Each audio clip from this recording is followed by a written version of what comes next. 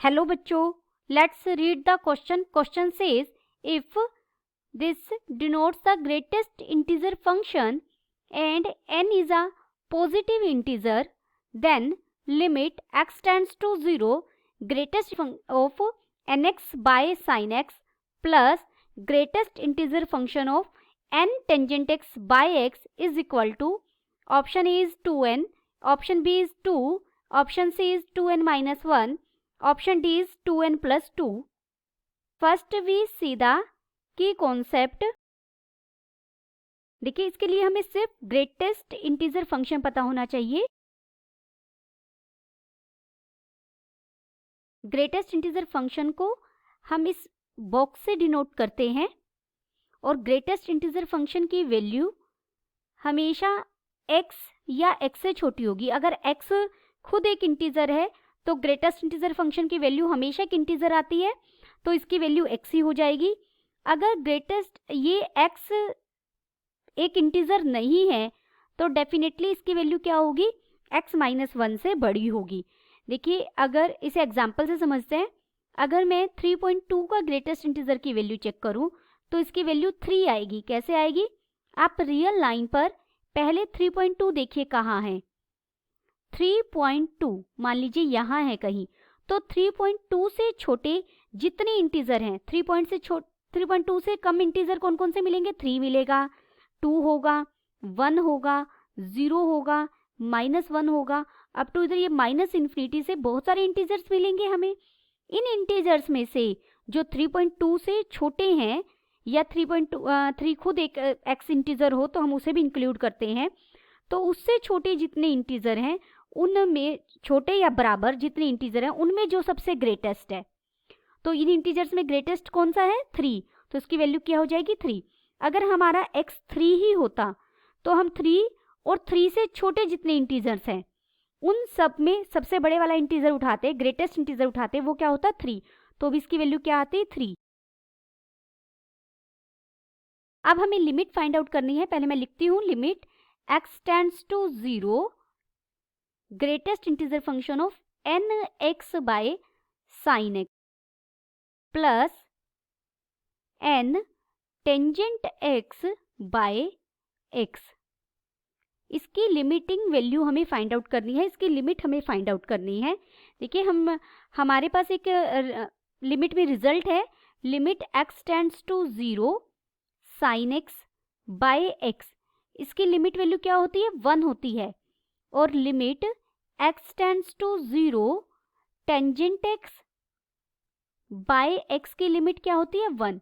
जब x 0 को approach करता है तो sin x by x and tangent x by x 1 को टेंड करते हैं. डेट इज, इस बात का मतलब क्या है? sin x बाय x किसको अप्रोच करता है? 1 को. And tangent x by x भी किसको अप्रोच करता है? 1 को.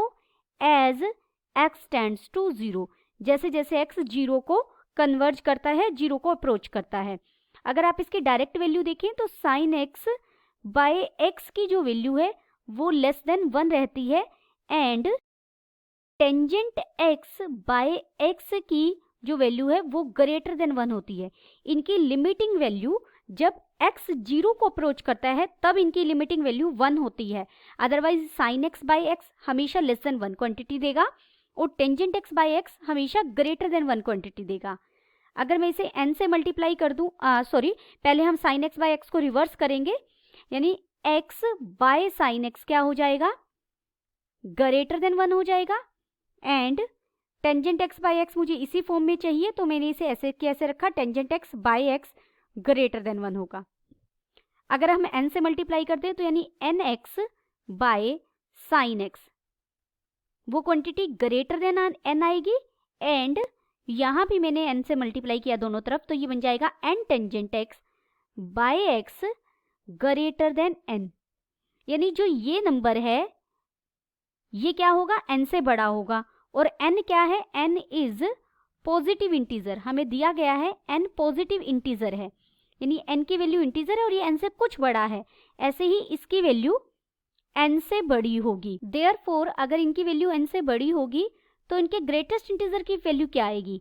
ये n x y sine x के ग्रेटेस्ट इंटीजर की वैल्यू क्या आएगी बच्चे? एन आ जाएगी।